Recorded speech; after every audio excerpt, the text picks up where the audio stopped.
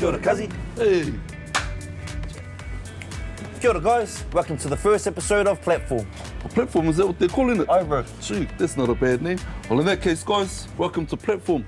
And just to give you guys a brief rundown about Platform, it's going to be a new quarterly program where we get to keep you guys in touch with a few interesting things we got going on around the branches. Ka pai, bro. These videos will be 12 to 15 minutes long, and we might be calling on you to tell us your story. And in that first episode, we'll be talking to one of our customers just to get some feedback on the kind of service we've been providing. We're also going to be talking to Evander or what we have or have not been doing on our pre-starts, bro. Hey, that's a good point. And guys, keep an eye out because you might see a few familiar faces showing off a bit of musical talent. And what's cool at the end of it, these guys get to vote for their favourite act. So. But is that us? We have to see Mark, bro. Sweet, that's us, That's let's do us, it. bro.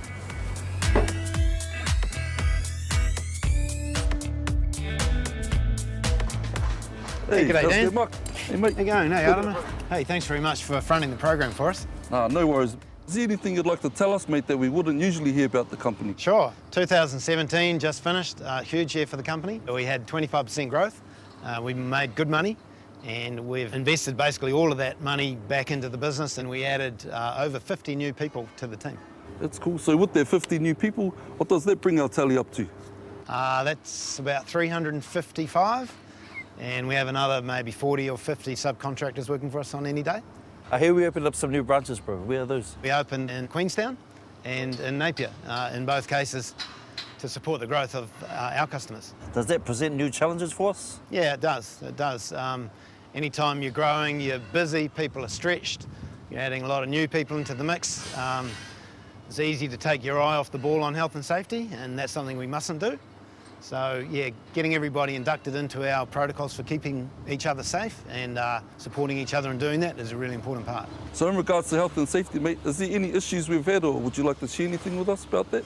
We're doing quite well. We've reduced the total number of accidents we're having. We did still have some serious harm accidents last year, one of which was a fall from height through a roof, and that's a very, very traumatic thing for everybody around, not just the person who fell, obviously, but all of those around. And what's really important is that we understand how that happened and learn from it and make sure it doesn't happen again. Yep, we're going to be talking about that later on in the program, bro. Yeah, but for now, Mark, I think we're going to leave it there. We know you're a busy man, so we'll catch up a little bit later. Cheers, Thanks, Mark. Dan. Thanks, Adam. Okay, guys, I'm off to Sales Street, and I'll show you a really cool project we're working on. So I'll see you there.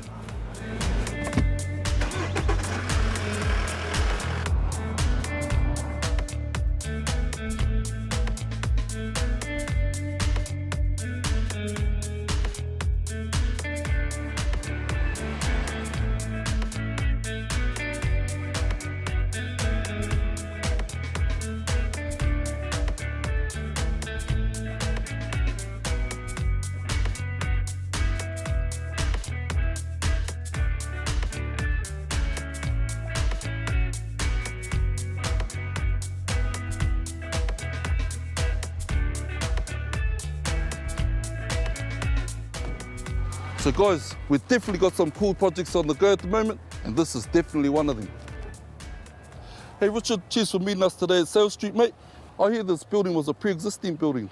Yeah, Dan, that's right, mate. It used to be a car park and now it's being turned into an office block. So being a pre-existing building, what kind of new challenges did that face for us? We faced some significant challenges right from the beginning. There's quite a lot of propping to be done in this building, but because it was propping for demolition, not construction, we couldn't just prop like we normally would. We didn't put in row after row of props. We had to work around the columns and the beams so they could cut them out. So quite a bit of time with engineering, and James, our leading hand on site here, to come up with a solution for the site team. So with the shore loading and propping, do the guys just put it anywhere, or does it have to go through an engineer? How does that work? We work really closely with the engineers here in Auckland, try to get them involved early, get the customer in, we get the plans. Engineers go off and do a design. We go back to the client, have a chat about the methodology. Is it going to work for them?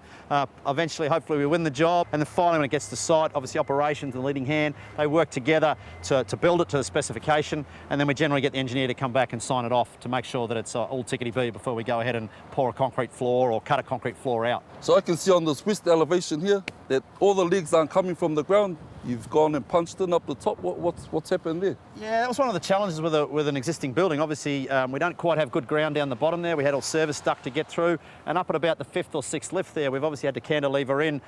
That's just the difference of an existing building versus a new building. We had to build top down on those last few lifts, which, you know, up against the time frame, provided some challenges for James and the team. And actually on the southern face here up high, there's quite a little bit of steel that we couldn't prop like we normally would because there's no good ground underneath it. So it required James, our leading hand, and the engineers to come up with a proposition that would work for the site team, as well as obviously supporting the steel. So a busy site. It's caused us, you know, quite a bit of grief over the last few months, but we're getting there now.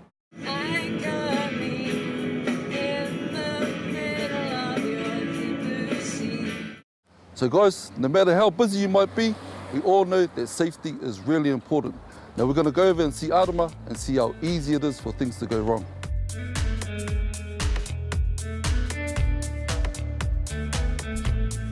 We all hear about accidents that happen to our boys and then we forget about it until it happens again. Let's see if we can learn something from the bro Tama. Kia ora, bro. How are you? Oh, I'm good, bro. How are you? Come on, cuzzy, have a seat. I'm here to talk to you about your accident, bro. What happened? Oh, bro, just, you know, I fell on the job, bro. I was wrapping up the gear. You know, I went to see what the boys were doing. They were all the way on the other side of this other roof, bro, you know. I thought I'd try and go over to them, you know, and I ended up stepping in the wrong place, bro. You know, I fell, I think it was about, 6 meters. Messed myself up. I had a cable track on the way down and hit that halfway down, and then, you know, that kind of flipped me and rotated me onto my head. So, you know, I'm lucky I'm still here. So what was discussed in your pre-start? I'm just a groundie, you know. I wasn't informed on any of the hazards, you know, that were at height. So I think, you know, my team, they thought that, you know, those hazards wouldn't matter to me, you know, being on the ground. But you know, at the end of the day, it did, and, you know, I should have known. So how has it affected your life since the accident, bro? Going from, you know, being like a real physical person, bro, to like not being able to do jack, you know, it sucked, and I tried to play it off as long as I could, but like my emotions started to get the better of me, bro, and, you know, I kind of had nightmares for a bit about, you know, about my fall, and, you know, now I'm starting to come right, you know. I've got good people around me, and I'm just glad that I can go back to my family every day. And, you know, one day make my own. But, you know, we just got to work better as a team. As an individual, you know, we've got to be more aware. I've got to be more aware, and, you know, I learned that the hard way. At the end of the day, bro, you know, it is just a job, and, you know, our job doesn't need to, you know, cost you your life. I scaffold, different area code.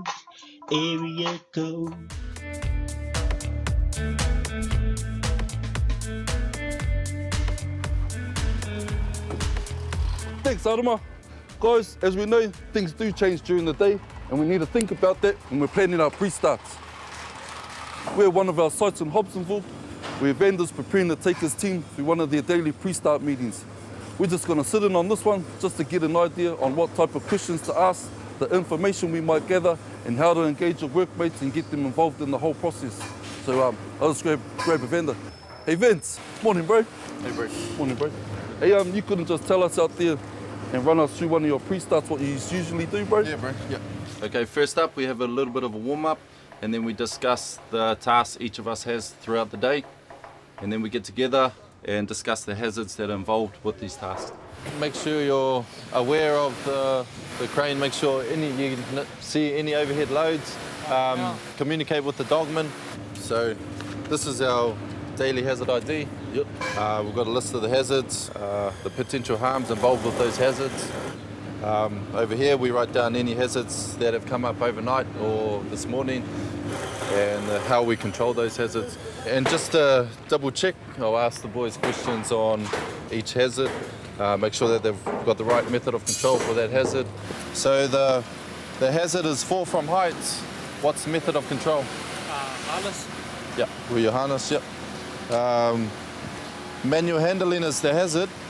How do you control that? Use proper technique. And when I'm happy everyone understands all the hazards, I ask them to sign the hazard ID book.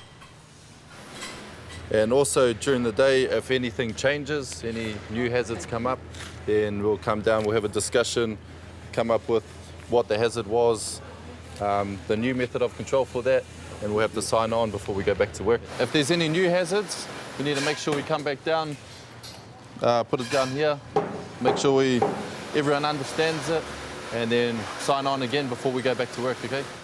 And when we're done, the guys get to work and set up any control measures so they can work safely during the day. So Vance, what happens with the hazard ID form, mate? The white copy we'll take back to the client, discuss any hazards that were found on site. The yellow copy we'll take back to the office, and that's for our files. Oh, yeah. So that's just to keep everybody informed of the hazards. Yeah, bro. Yeah. Oh, bro. I'm gonna leave it at that. I know you're a busy man. I'll let you get on with it, bro. Super. Cheers, brother. So guys, if you've got any suggestions about our pre-starts, please feel free to let us know. We'll leave our contact details at the end. But for now, we're gonna head over to Arama, who's talking to one of our customers.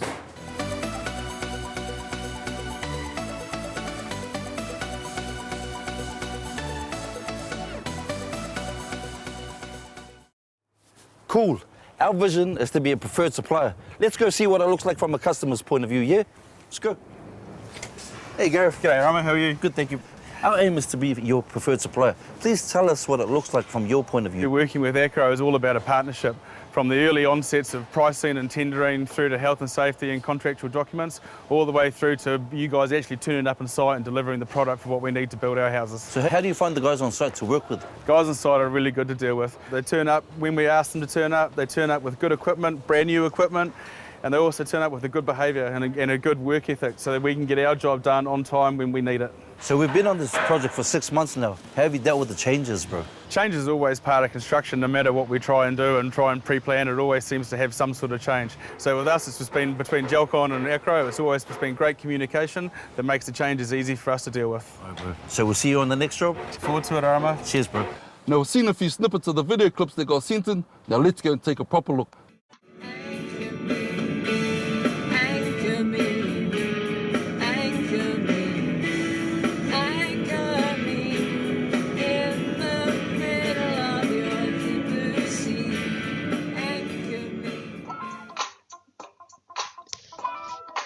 I scaffold different area codes,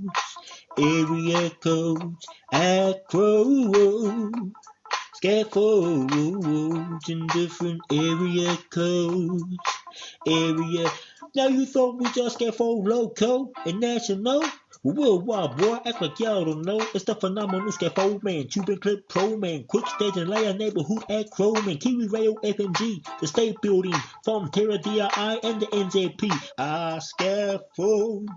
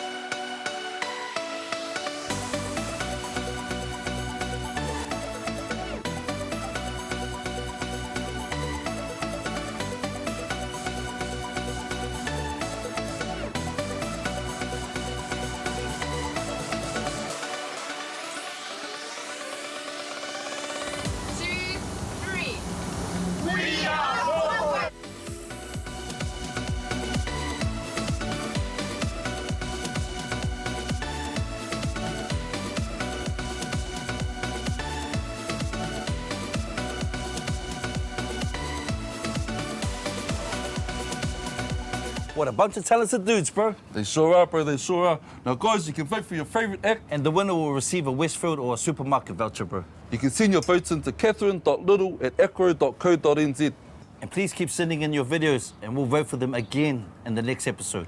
And guys, the winner at the end of the year will receive their own professional video shoot. And please let us know about any topics you want to cover in the next episode. Sweet. That's us, eh, bro? That's us, bro.